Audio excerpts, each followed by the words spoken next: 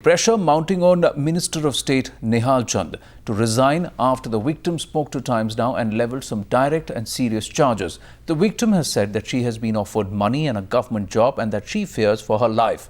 As the opposition demands action, the minister appears to have gone underground. आप मुझे बताएं कि अभी निहाल चंद कह रहे हैं कि नहीं, वो उनके खिलाफ जितने भी ये केस है ये गलत है, ऐसा कुछ नहीं हुआ था, उनको फंसाया जा रहा है। इस पर आप क्या कहेंगी? मेरे साथ जो हुआ वो निहाल चंद मेघवाल और राधेराम गोदारा, सतीश सिंगोदिया, जिन लोगों के खिलाफ FIR में नाम दर्ज है, उन लोगों ने किया था। और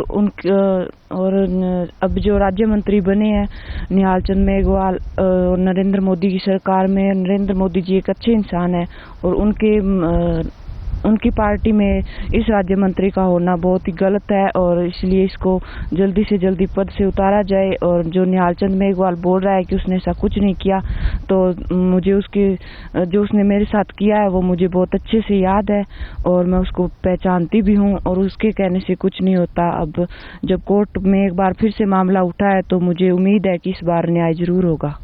आप कह रहे हैं कि उम्मीद है आपको कि न्याय होगा, उन्होंने कोर्ट ने समन भी किया है, लेकिन मुझे आप बताएं कि आप पर बहुत बीती है इन सालों में, आपको क्या अभी भी धमकियां आ रही हैं? क्योंकि पहले आपको बहुत धमकियां आ रही थी, बहुत सारे ऐसे भी कह रहे थे कि आपको थोड़ा सुलह कर लेनी चाहिए, वो आपको कुछ नौकरी देंगे या पैसा देंगे। क्या अभी भी आपको ऐसी धमकियां आ रही हैं? हाँ जी, हमारे गांव से हमारे ऊपर दबाव आ रहा है और निहाल चंद मेघवाल जो हमारे गांव में आके बोल रहा है कि हम लड़की को नौकरी लगा देंगे, पैसे ले लो और उसका नाम बाहर निकाल दो। अगर इनोसेंट होते तो ये सब कहने की जरूरत नहीं थी। अभी आपको लगता है आपको और आपके परिवार को अभी भी डर महसूस होता है? क्योंकि आप यहाँ पर हैं, बीच में आप कभी जयपुर रहती हैं, कभी किसी दूसरे गांव में रहती हैं। क्या अभी भी आपको डर लगता है? आपको लगता है कि पुलिस को आपको कुछ तरीके से सुरक्षा भी मुहैया करनी चाहिए, क्योंकि उनकी सरकार है अभी और वो यहाँ से पार्लियामेंट के मेंबर हैं? मुझे सुरक्षा की जरूरत है और मैं इसीलिए अलग अलग जगह पे रहती हूँ, क्योंकि मुझे और मेरे परिवार को अपने आप को बचाने के लिए कुछ भी कर सकते हैं और हमें जान का खतरा भी है। मेरे बहनोई के पास में कोई 2 आदमी आए थे अबू शहर, उन्होंने ये कहा कि हम लड़के को नौकरी लगा देंगे और नाम लिखवा दो। हम तो यही कह रहे हैं कि हमारी जांच है जो इस लड़की की CBI करवाई जाए। पुलिस से हमें कोई उम्मीद नहीं है, पुलिस कोई न्याय कर देगी। बिल्कुल छोड़ना चाहिए जी, बिल्कुल पद छोड़ना चाहिए उनको। सदर एजेंसी है, CBI है, इनसे जांच करवाई जाए, तब तक पद छोड़ें। Now, in the midst of all the controversy, in a shocking statement, BJP Vice President Prabhat Jha has said that it is not such a serious matter. जो निहाल चंद हैं, जो मंत्री हैं, MOS हैं, उन पर अब नोटिस जो आया है कोर्ट का, उसके चलते क्या उनको खुद से ही अपना पद छोड़ देना चाहिए? ऐसी कोई गंभीर बात है नहीं। ऐसी बात होती तो मोदी जी के मंत्रिमंडल में ऐसा कोई व्यक्ति नहीं रह सकता जिस पर संगीन आरोप हो, कोई नहीं रह सकता। Meanwhile, some others like Prakash Javadekar have chosen to evade answers on allegations against Nehal Chand. Nihal Chand वाले इशू में कांग्रेस कह रहा है कि there should be a resignation. ऐसा है, ये बंद करो ना, मैं आपको बता रहा हूं।